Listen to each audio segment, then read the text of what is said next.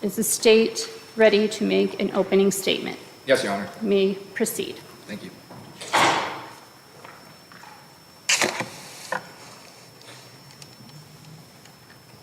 Can everyone hear me okay? Thank you. Good afternoon, members of the jury. Let me get this in here. We are here today because the defendant, quite simply, took what didn't belong to him. I want to take you back to November 14th, 2023. Mr. David Burdick gets a call from the defendant's father. He tells him that the Mazda truck David's been storing on his property is ready to be picked up. So David's happy because he's been trying to get this truck back for quite some time.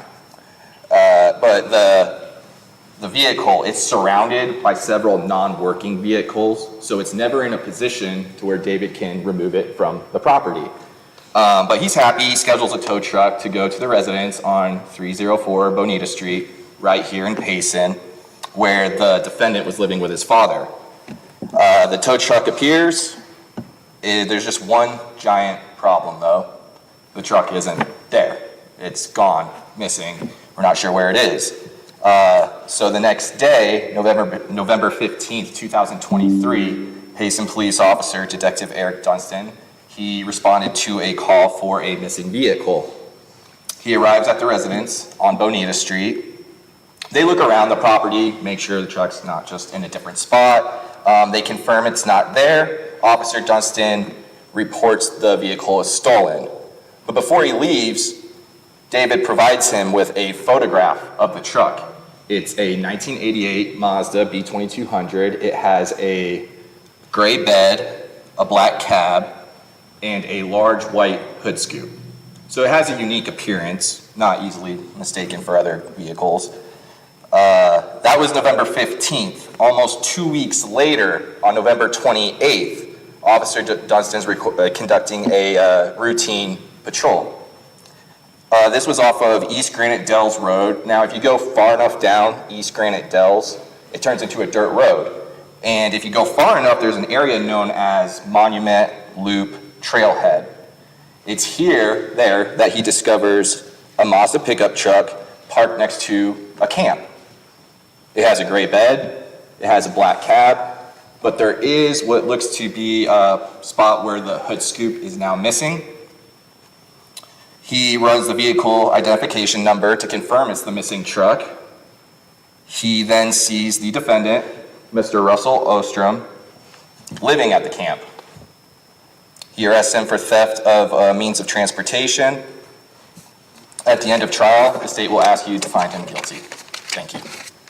Thank you. Mr. DeBrigida, are you planning to do an opening statement now? I'll defer, Your Honor. All right, thank you. State may call its first witness. Your Honor, state calls Mr. David Burdick to the stand. Sir?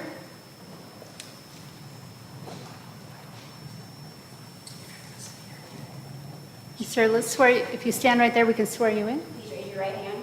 Do you solemnly swear that the testimony you are about to give will be the truth, the whole truth, and nothing but the truth, so help you God? All right, have a seat up here, please.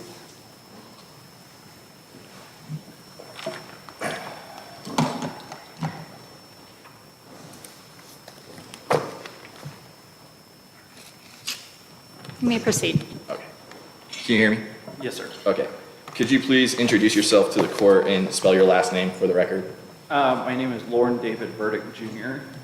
Last name is B as in boy, U-R-D-I-C-K. Thank you.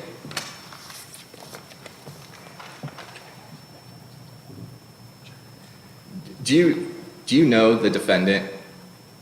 Yes, I do. Okay. How did you come to know him?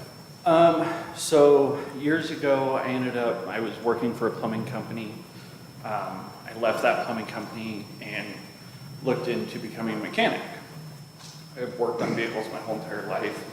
I stopped in at Coyote Auto, talked with the owner, which is Dan Schober. Like, hey, I've got tools, can I have a job? He essentially said, yes, you can have a job. And at that time, Russell Ostrom was working there as well. Him and I became friends. We hung out. I went to his house, he helped me work on stuff, I helped him work on stuff. And that's how we essentially met, and we were friends for many years. Maybe you can pull that microphone just a little closer to you.